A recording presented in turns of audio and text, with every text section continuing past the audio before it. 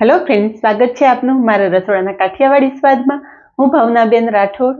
આજે હું તમારી સાથે શેર કરીશ કે મશીનમાં તમે હાથ જેવા કપડાં કેમ ચોખ્ખા કરી શકો. ઘણી વખત તમે મશીનમાં કપડાં ધુઓ ને તો કોલર મેલા રહી જતા હોય છે કે પછી કફમાં મેલના ડાઘ રહી જતા હોય છે અને કાળા કપડામાં તમે જુઓ તો સફેદ સફેદ રૂચી થઈ ગઈ હોય છે. પણ આજે હું તમારી સાથે કાળા અને સફેદ બંને કપડાં સાથે ધોઈ અને બતાવીશ અને બધા કપડાં એકદમ હાથેથી ધોયા જેવા ચોખ્ખા થઈ જાય એવી રીતે તમારી સાથે શેર કરવાની છું.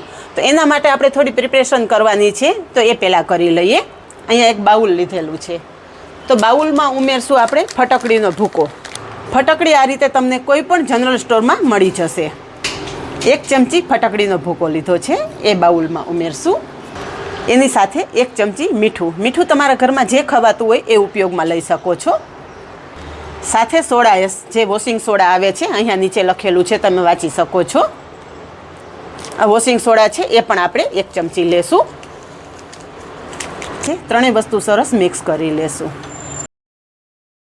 જો તમે આ મેથડથી કપડાં ધોશો ને તો તમારા કપડાં ક્યારેય પણ ગંદા નહીં રહે અને નવા જેવા ચમકીલા થઈ જશે. હવે લેવાનું છે ઘરમાં રહેલું કોઈ નકામું મોજું. મોજું આ રીતે પલટાવી અને જે આપણે ત્રણેય સામગ્રી મિક્સ કરેલી છે ને એ આ મોજામાં ઉમેરી દેશું અને મોજામાં ગાંઠ લગાવી દેશું. જે આપણે તૈયાર કરેલી આ પોટલી છે ને એ મશીનમાં ઉમેરી દેશું. મારું મશીન અહીંયા 6.5 કિલોનું છે, એટલે 6.5 કિલોના મશીનના માપ પ્રમાણે મશીનમાં આપણે 16 થી 17 કપડાં ઉમેરી શકીએ.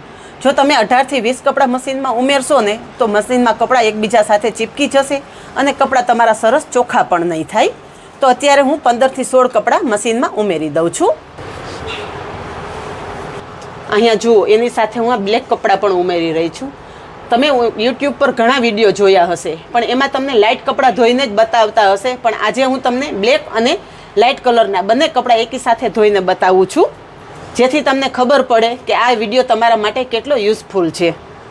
હવે જો તમે વોશિંગ મશીનમાં પાવડર વાપરતા હોય તો પાવડરનો ઉપયોગ કરવાનો, પણ હું સજેસ્ટ કરીશ કે બને ત્યાં સુધી તમે લિક્વિડનો જ ઉપયોગ કરો. લિક્વિડનો ઉપયોગ કરવાથી મશીન વર્ષો સુધી ખરાબ નથી થતું અને કપડાં એકદમ ચોખ્ખા થાય છે.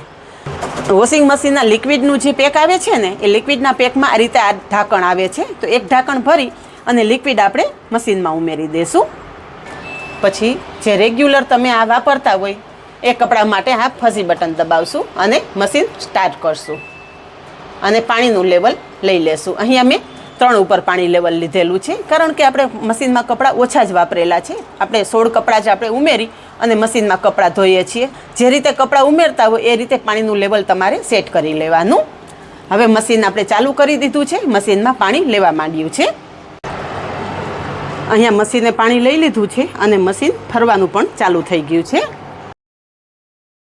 મશીનમાં કપડાં ધોવાઈ ગયા છે, સ્વિચ બંધ કરી દઈશું. મશીન ખોલી અને આપણે જોઈ લઈએ.